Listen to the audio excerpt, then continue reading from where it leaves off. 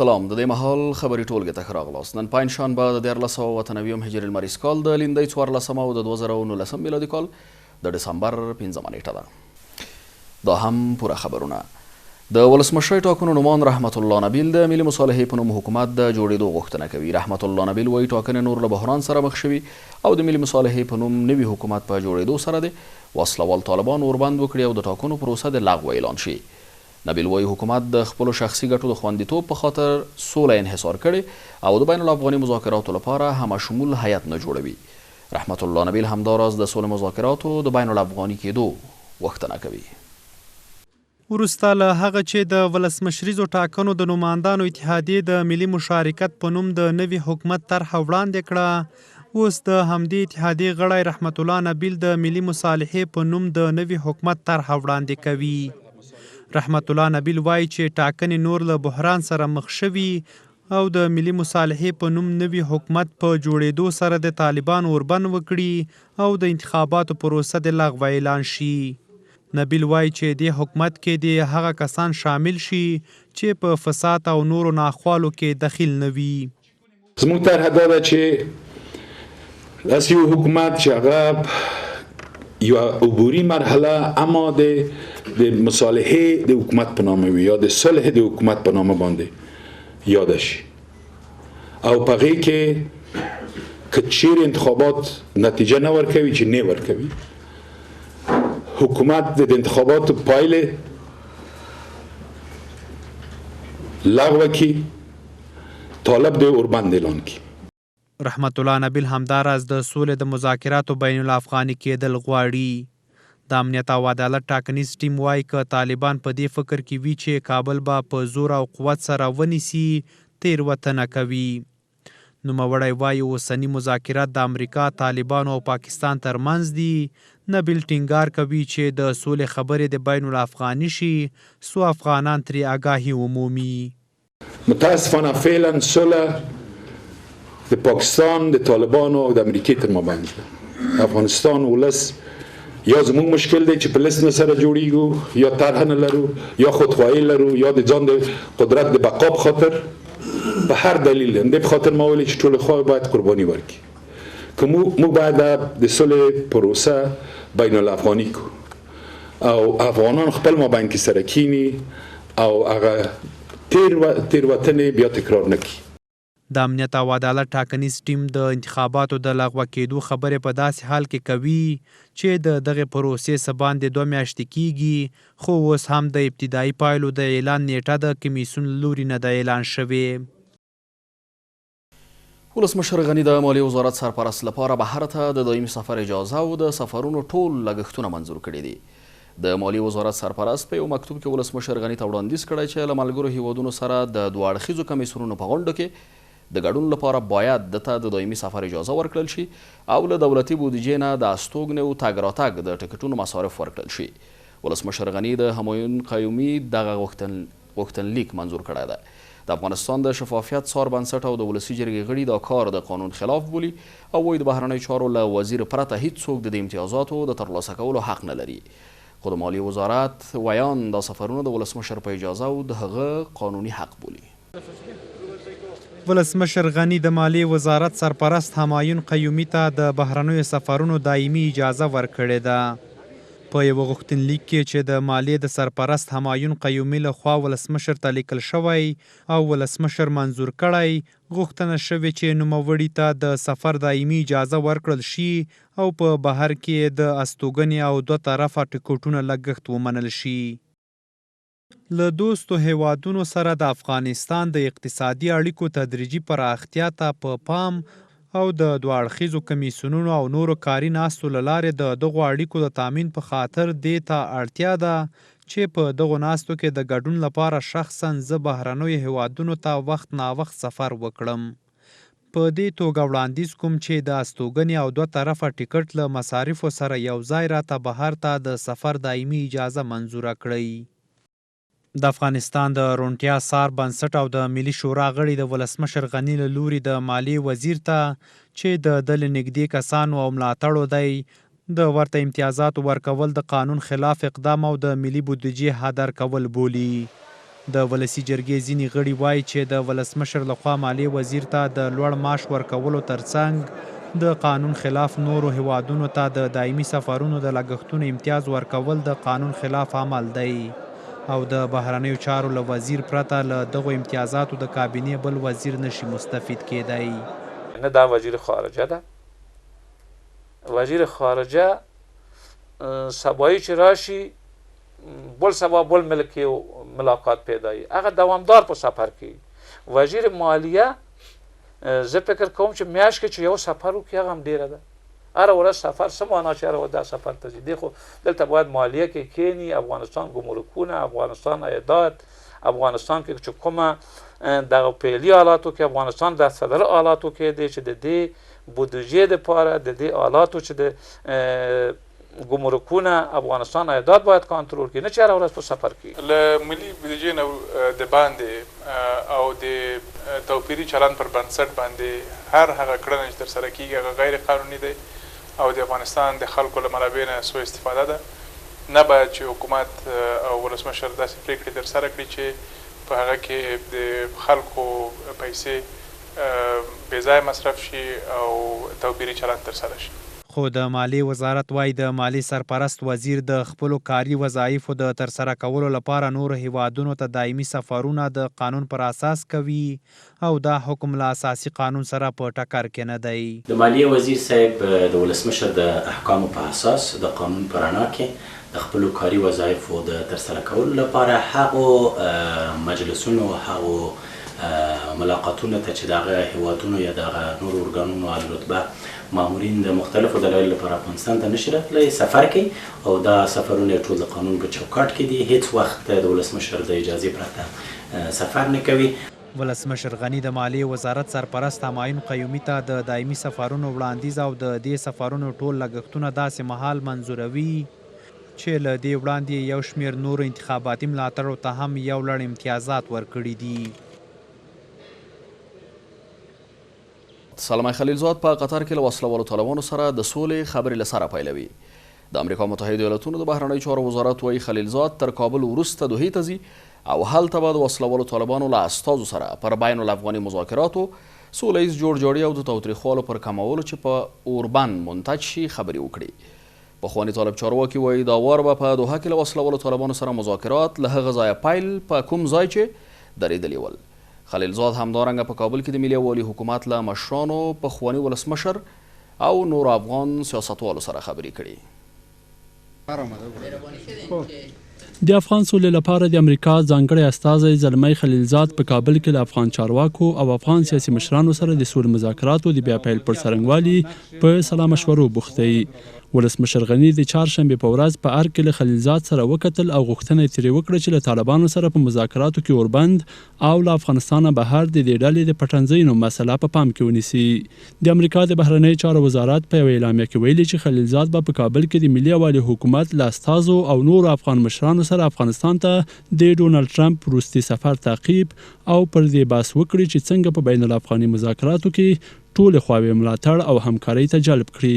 خلیلزاد به د کابل له سفر وروسته دوحې ته ځي او هلته به له طالبانو سره د سولې خبرې له سره پیلوي. خلیلزاد تر کابل وروسته دوحې ته ځي او هلته به له وسله والو طالبانو سره د سولې خبرې بیرته پیل کړي. هغه به له طالبانو سره پر بین الافغاني خبرو اترو، سوله ییز جوړجاړي، په ځانګړي ډول د تاوتریخوالي په کمولو چې په اوربند منتج کېږي خبرې وکړي. پخواني طالب چارواکي وایي د متحده ایالاتو او طالب استازو ترمنځ د دا ځل مذاکراتو په پیل سره به نهایي هوکړه لاسلیک شي. دوی وایي چې دوحې ته د خلیلزاد په سفر سره به مذاکرات بیا له هغه ځای پیلېږي په کوم ځای کې چې درول شوي وو. دا د طالبانو پرېکړه وایي چې خبرې سر نه پیلېږي بلکې کې نه په هغې ځای باندې چې توقف راغلی دی ولاړې دي په هغې ځای نه به خبرې شروع کېږي او هغه ځای تاسو ته معلوم وي چې د اوربند مسله وه یا بین الافغاني مذاکرات مسله وه په هغې ځای باندې خبرې ولاړې وي د هغې ځای نه به خبرې شروع کېږي. خو ښه خبره ده چې آتش بست وسي که د مخکې که وروسته خو البته د ملت د تکلیف خلاصول پکار دي. خو زه فکر کوم چې طالبان به آتش بست یو 15 ورځې وروسته بین الافغاني ناستو کې هغه به وکړي. د افغان سولې لپاره د امریکا ځانګړي استازي په کابل کې له ولسمشر غني، پخواني ولسمشر حامد کرزي، اجرایي رئیس او نور افغان سیاستوالو سره د سولې مذاکراتو بین الافغاني خبرو پر لیست او ځینو نورو مسایلو خبرې کړې دي. د دې ناستې یو شمېر برخوال وایي د خلیلزاد په مشرۍ امریکایي پلاوی په دې باور دی چې د ولسمشرۍ ټاکنو د نهایي پایلو تر اعلان مخکې باید له طالبانو سره تفاهم وشي. مقامات امریکایی در رأس آقای خلیلزاد به این باورند که اگر نتایج انتخابات ریاست جمهوری نهایی میشه و شخص برنده اعلان میشه، حداقل ما باید با طالب و مذاکرات به نتیجه رسیدن 5 سال دیگر هم انتظار بکشیم. بهتر است که تفاهم با طالبا پیش از اینکه انتخابات نتایج ما به یک نحوی به تفاهم برسیم که بتونه مشکل زا نباشه، مشکل گشا باشه. د طالبانو او امریکا ترمنځ د سولې مذاکراتو د بیا پیل کېدو په تړاو د امریکا د بهرنۍ چارو وزارت اعلامیه داسې مهال ده چې د طالبانو او متحده ایالاتو ترمنځ د بندیانو تبادلې په دواړو لورو کې د باور فضا ایجاد کړې ده. ناټو وايي د مذاکراتو له بیا پیلېدو سره باید اوربند وشي یا تاوتریخوالی کم شي. د ناټو سرمنشي لندن کې د ناټو غړو هیوادونو تر غونډې وروسته خبریالانو ته وویل چې د وسلوالو طالبانو او متحدو ایالاتونو ترمنځ د سولې مذاکراتو له بیا پیل ملاتړ کوي، خو د خبرو بیا پیلېدو سره باید اوربند وشي یا تاوتریخوالی کم شي. د ناټو سرمنشي ویل وسلوالو طالبانو سره د سولې خبرو بیا پیل په تړاو له واشنګټن سره له نږدې پر سلا مشوره وبوخ دی. د ناټو د لندن غونډې د پای په اعلامیه کې همداراز په افغانستان کې د تلپاتې سولې و امنیت لپاره د دې سازمان ژمنې تازه شوې دي. په لندن کې د ناټو په غونډه کې د دغه سازمان مشرانو د افغان سولې له بهیر څخه د ملاتړ ترڅنګ یو ځل بیا له افغانستان سره د خپلو مرستو او همکاریو پر دوام ټینګار وکړ. د ناټو سرمنشي تر دې ناستې وروسته خبریالانو سره په خبرو کې د افغانستان د روانې جګړې په سوله ایز حل ټینګار وکړ او د امریکا او طالبانو ترمنځ د مذاکراتو له بیا پیلېدو یې هرکلی وکړ. ینس سټولټنبرګ وایي چې د مذاکراتو بیا پیل سره باید اوربند او یا هم تاوتریخوالی کم شي.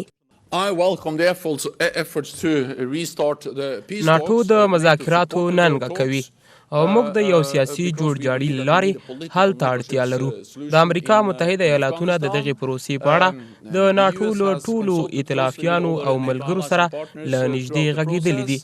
ینس سټولټنبرګ همداراز وویل د سولې خبرو بیا پیلېدو لپاره له امریکا سره له نږدې سلا او مشورې کوي. د ناټو سرمنشي وایي چې دغه سازمان له افغانستان سره د خپلو همکاریو دوام، د سولې له هڅو ملاتړ او د افغان ځواکونو روزنې او ملاتړ ته ادامه ورکوي او طالبان نشي کولای د جګړې له لارې بریالي شي.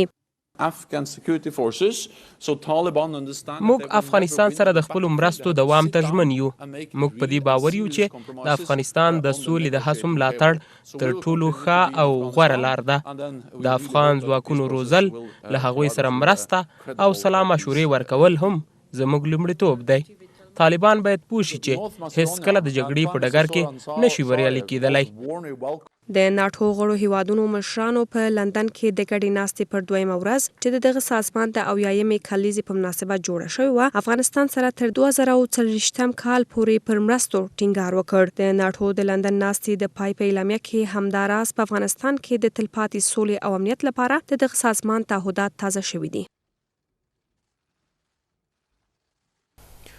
نړیوال بانک وایي افغانستان له وسلوالو طالبانو سره تر سیاسي هوکړې وروسته هر کال له 6 تر 8 میلیارډو ډالر پورې مرستې ته اړتیا لري. افغانستان کې د نړیوال بانک رئیس هیری کلالی وایي تمه ده چې د سولې تر هوکړې او د سیاسي ثبات وروسته په ځینو برخو کې ډېر لګښت ته اړتیا وي. نړیوال بانک وایي له افغانستان سره مالي مرستې باید په احتیاط او د دې هیواد مالي اړتیاو ته په پام کمې شي.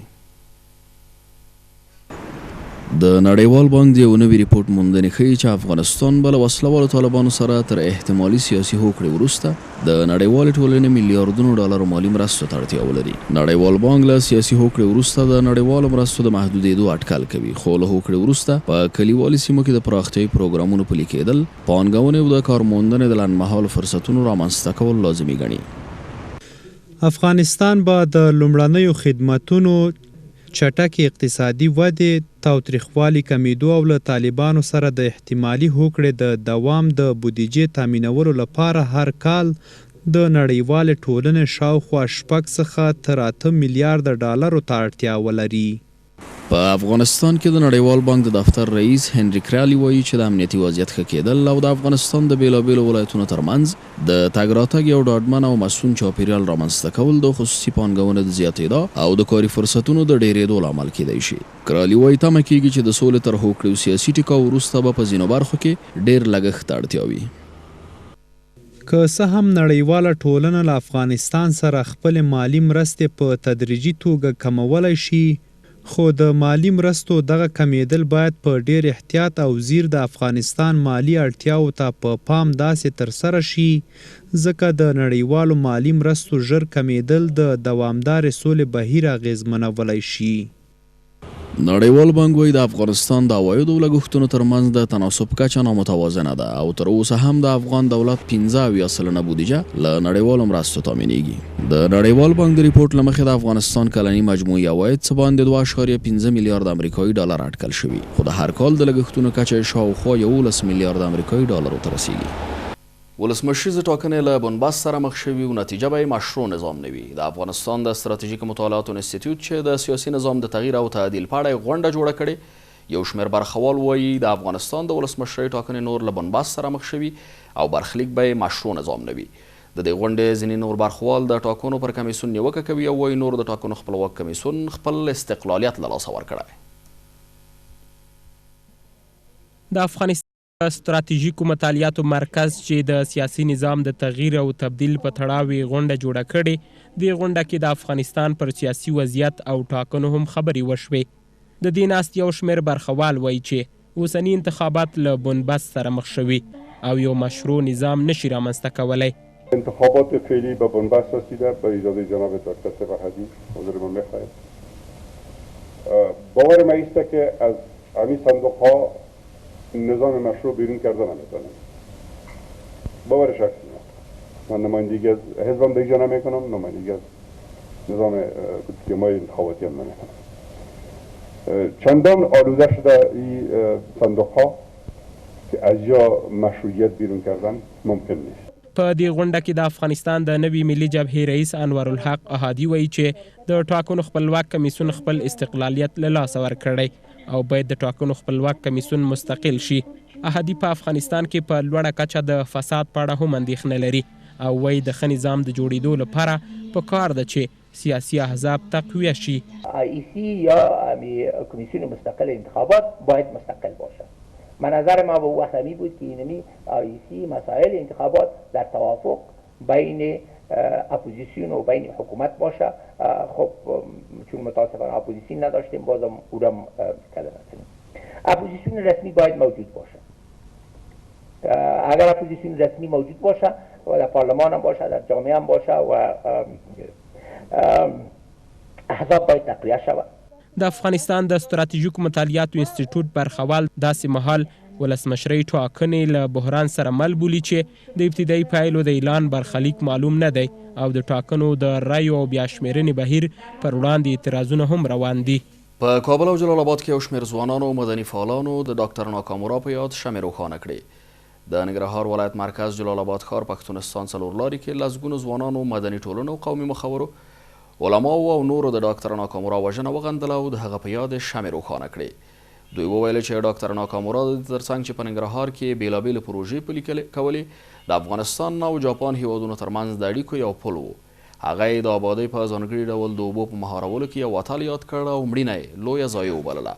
دولتي ځواکونو څخه له افغان حکومت څخه دا غواړو چې باید د ډاکټر ناکامورا هغه کسان چې دی وواژه د دې عاملین باید ونیسي، ځکه دا داسې نه و چې په موټرسایکل راغلي یا په لاره کوڅو کې دوی لاړل.